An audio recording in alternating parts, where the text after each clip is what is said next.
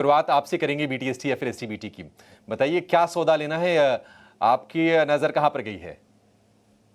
देखिए, आज metal sector में काफी अट्रैक्शन है और ये हिंडाल्को का जो स्टॉक है मुझे बीटीएसटी के लिए पसंद है। काफी अच्छा चार्ट स्ट्रक्चर है। स्टॉक ने एक बुलिश एनगल्फिंग कैंडलस्टिक पैटर्न भी बनाई है। अपनी 20 दिन की मूविंग एवरेज से आज स्टॉक ने स्पाइक दिया है और इसका जो प्रीवियस स्विंग हाई था वो भी आज उसने स्टॉक ने निकाल दिया है। तो मुझे लग रहा है बीटीएसटी के लिए एक अच्छा कैंडिडेट है हिंडाल्को का। तो हिंडाल्को में आप करंट भाव पे या डिप में खरीदारी करिए। इसमें आपको स्टॉप लॉस लगाना है 740 का और लक्ष्य रहेगा 772 का। 740 का स्टॉप लॉस, 772 का टारगेट। ये आप टारगेट स्टॉप लॉस नोट कर लीजिए। 740 का स्टॉप लॉस, 772 का टारगेट हिंडाल्को के लिए। हिंडाल्को डे हाई के आसपास जाके आज क्लोजिंग दे रहा है। तो नाल्को में भी ट्रेडिंग की कॉल्स आई हैं और हिंडाल्को में भी अब आ रही हैं। हिंडाल्को एक बढ़िया शेयर आपके लिए मेटल स्पेस से आज हम बढ़िया मोमेंटम देख रहे हैं। ये शेयर हो गया। राजेश जी, आप बताइए, आप क्या रेकमेंड करेंगे, क्या बीटीएसटी करें?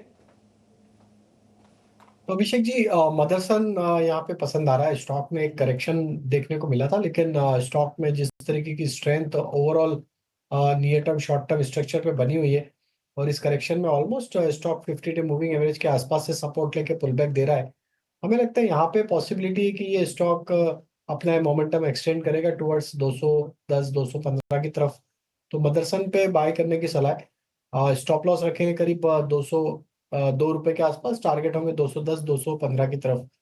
दूसरा स्टॉक जो पसंद आ रहा है वो बैंकिंग क्षेत्र से, और उसमें हमें लगता है फेडरल बैंक को भी यहाँ पे फोकस में रखना चाहिए।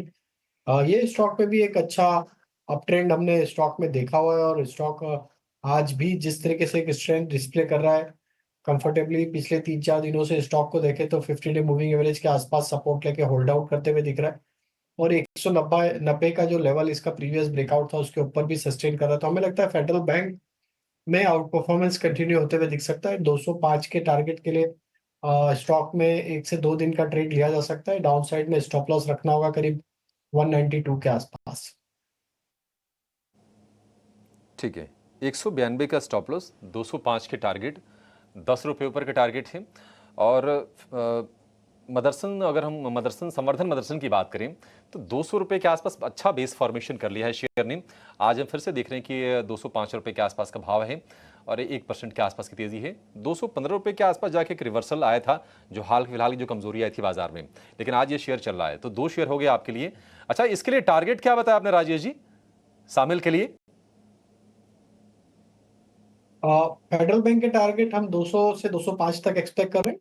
और मदरसन में हमें लगता है ये 200, मदरसन का अगर हम टारगेट की बात करें तो यहाँ पे आना चाहिए 210 से 212 तक के टारगेट। ठीक है, 210 से 212 के टारगेट हो गए संवर्धन मदरसन के। 202 के टारगेट, 205 का टारगेट हो गया फेडरल बैंक के लिए। तो 2 शेयर आपके लिए हो गए, 3 शेयर हो गए आपके लिए बीटीएसटी के वाले ट्रेड। अमोल, आप बताइए, आपकी तरफ से कौन सा शेयर होगा, क्या खरीदना है या फिर क्या बेचना है?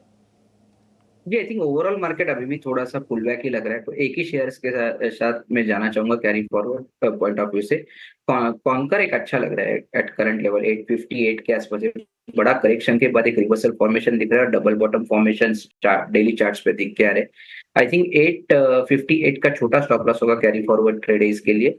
पोजिशनली भी लगता है कि अगर ये रिवर्सल लगता है होता है तो आई थिंक ये 900 तक के लेवल दिख सकते हैं आने वाले दिनों में। ठीक है, कॉनकोर कोई शेयर पर ये व्यू 870 रुपये का फिलहाल ये शेयर है। इसमें आप तेज़ी करके चलिए, आपका प्रॉफिट और बनेगा। आज एक थीम जो कल भी कमज़ोर थी आज भी कमज़ोर है, वो है कंजम्पशन का।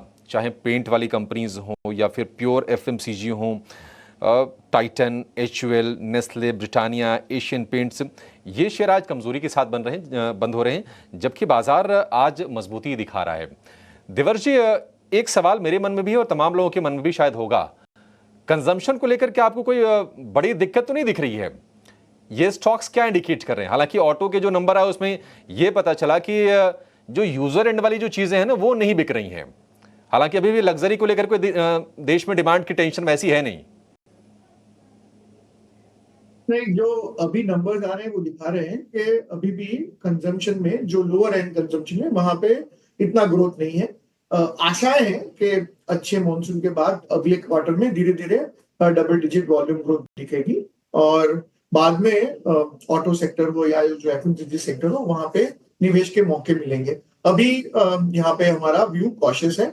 जो जहां पे इन्वेस्ट कर सकते हैं ऐसा अगर एक सेक्टर के बारे में मैं बताऊं तो मुझे लगता है कि अभी के मार्केट में सबसे अच्छी अपॉर्चुनिटी बैंकिंग और फाइनेंस में है। शुरुआत में एक्सिस बैंक और कोटक बैंक के बारे में शो में आपने डिस्कस किया था, तो मुझे लगता है कि अगर कोई इन्वेस्टर है और उनको 3 महीने से 6 महीने के लिए अगर इन्वेस्ट करना है तो आज की तारीख में सबसे अच्छी अपॉर्चुनिटी जो लैंडिंग साइड फाइनेंस की बड़ी प्राइवेट सेक्टर की या पब्लिक सेक्टर की बैंक है जैसे एक्सिस बैंक है, कोटक बैंक है या एसबीआई है, या तो फिर छोटी बैंक जैसे कि फेडरल बैंक है, हमने रिसेंटली रिपोर्ट इशू किया है बैंक ऑफ इंडिया का।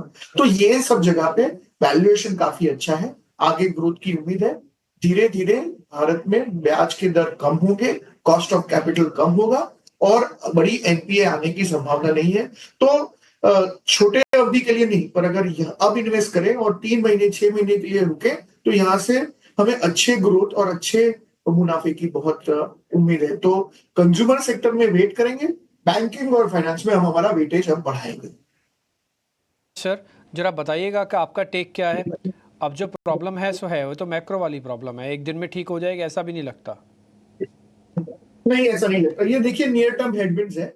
ये कंपनियों में जो आगे के ग्रोथ के जो प्रोजेक्शन थे जो एनालिस्ट ने अज्यूम किए थे उसमें बड़ी कटौती आएगी, तो उसके पीछे आप देख रहे हो आज के स्टॉक्स में गिरावट आ रही है, 10 से 15% की गिरावट आ रही है। तो जो एक्सपेक्टेशन था, जो मार्जिन के जो एक्सपेक्टेशन थे ग्रोथ के, उसको रिवाइज करना पड़ेगा और उसके पीछे ये स्टॉक्स में अभी भी थोड़ा वेट करना पड़ेगा। मुझे लगता है कि इन्वेस्टर को ये स्टॉक्स में अभी इन्वेस्ट करने के लिए जल्दी नहीं करनी चाहिए, वेट करिए थोड़े, पर लॉन्गर टर्म देखें, थोड़ा ये नियर टर्म हेडविंड को हटा दे, लॉन्गर टर्म देखें तो गैस एज अ बिजनेस, ये जो कंपनियां का जो बिजनेस है उसमें ग्रोथ आएगी। ऐसा तो है नहीं कि ये जो प्राइसेस है वो स्टेडी रहेगी। पेट्रोल डीजल के प्राइस अगर बढ़ते हैं तो ये कंपनियों को तब अवेलेबल मिलेगा, रूम आएगी कि तब ये लोग अपने गैस के प्राइसेस बढ़ा के अपनी मार्जिन को वापस रिकूप कर पाएंगे। लॉन्गर टर्म सीएनजी का बिजनेस में और गैस के बिजनेस में ग्रोथ है। मुझे लगता है कि जियोग्राफिकली ज्यादा एरिया में ये लोग एक्सपांड करेंगे। सीएनजी टू व्हीलर भी आगे जाके ग्रो होगा और डीजल को ये लोग धीरे धीरे सीएनजी व्हीकल्स ज्यादा रिप्लेस करेंगे। तो ये जो गिरावट आएगी थोड़े दिनों के बाद स्टेबलाइज आएगा, तब मुझे लगता है लॉन्गर टर्म के लिए अगर आपके पास पेशेंस है तो ये बहुत रिलेटिवली अच्छा इन्वेस्टमेंट मिलेगा आपको। बाकी सब मार्केट में जो वैल्यूएशन है उसके हिसाब से गैस कंपनियों के वैल्यूएशन काफी अट्रैक्टिव हो जाएंगे और यहाँ पे रिटर्न गारंटीड है। ये कंपनी सरकारी कंपनी है, यहाँ पे बाकी सब चिंताएं कम होती है। तो गिरावट आए 5 से 10% भी यहाँ से और गिरावट आए, फिर ये जरूर से इन्वेस्टमेंट के लिए अच्छे कैंडिडेट